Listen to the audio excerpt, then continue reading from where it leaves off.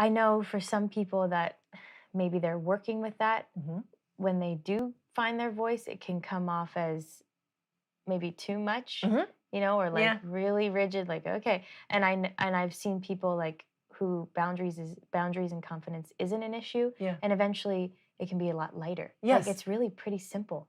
Some of these people who are like so good at boundaries and confident in that. It doesn't have to be all intense. Like, leave me alone. It doesn't have to be conflict. No. But it's kind of funny because I think people who aren't used to holding their boundaries don't know how to do it. So there's no modulation. It's either like super hardcore. Yes, that's what I'm saying. Or nothing. Nothing at all, So practice, probably, to practice and to, as you gain more confidence from doing it. And it's funny because people who are around people who are empaths and who tend to have their space encroached on by others. The people who are encroaching on your space, when you start to gain more confidence and hold your space, they get all riled up because they don't like the fact that you're holding your space. Yes. They don't like it at all. I've noticed. And so it's interesting because those people sometimes will drop out of your life. Yes, I've noticed. It's not necessarily a bad thing, is it? No. No. It's almost like, and it's all of this can be unconscious too. It's kind of wild. Like just all of a sudden they just don't want to be around you for some reason. Because you're not sucking off me anymore. Exactly. You're not leeching me of my life force or whatever it is that you're taking from me. So I think that as you get stronger internally, okay, so this is not, people will think of confidence as a mental thing. It's not. It's a frequency thing. Because as you release your distortion patterns, first of all, you become more and more neutral. Okay? So you care less and less about whether someone likes you as much. It's just the way it is. And I'm not saying that you should be unconscious, not kind, unmindful. I'm saying that, if you're being those things and they're still being a jerk, then it's okay. The attachment to it is less, right? Exactly. Yeah, exactly. Okay. So it's like not as acceptable to you to have that happen.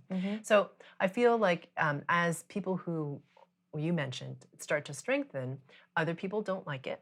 You'll learn to modulate in a way, like you'll learn different, patterns of speech that can help you so that it's not so abrupt for the other person. And, it's a lot of people will say, feel like in the moment that they have to respond, like someone's demanding something of them. They feel like they have to give a response. And, another possibility is like, I appreciate that you've asked me that and let me get back to you. The let me get back to you gives you time to recoup out of the intensity of that grab. You know how I mean? Like some people would try to get you to do stuff or force you into whatever they want. Right now I need to. Exactly. And you're like, you know what? Let me get back to you. Let me get back to you. That's great. And that gives you enough time to whoop, and then hold your space and now respond from there. That's a great tool. Yeah, and that way you can feel more confident in your answer. Yay. Yeah. So that's a little tip for those of you who need help with that. Okay, thank you. Yeah, that's you're cool. welcome. So as a quick recap, we've talked about confidence in terms of authenticity and boundaries.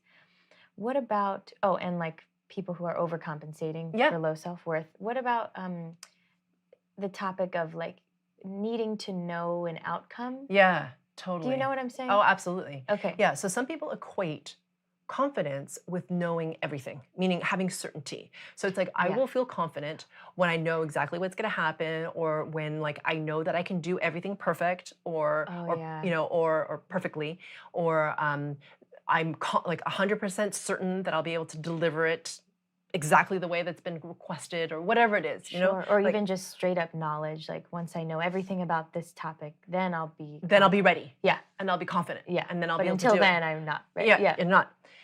So what's fascinating is that as your frequency resonance rises, you start to become more confident in your ability to adapt and to overcome and to figure it out. Right? And to know that things will align for you where it's meant to. So the people, look, you're never going to be perfect at 100% of everything. It's not possible. And it may be that you need someone's help to get better at that thing, or maybe you hire somebody, or you know what I mean? Somebody comes in to help you in some way. Yeah. But as your frequency resonance rises, those people start to come in more for you. But you have to let go of the desire for the certainty to be there. Does that make sense?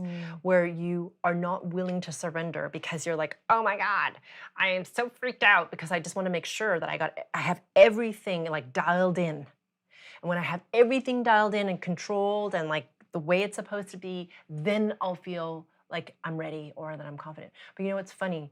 I used to be that person, and it didn't matter how prepared I was. It didn't matter how many details that I anticipated. Something always is not what you anticipate.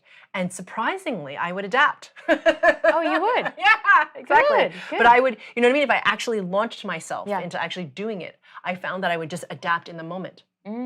But if I just stayed stuck in the like, I can't because I'm not ready yet, and I didn't like push myself forward, yeah, then I would just stay there forever.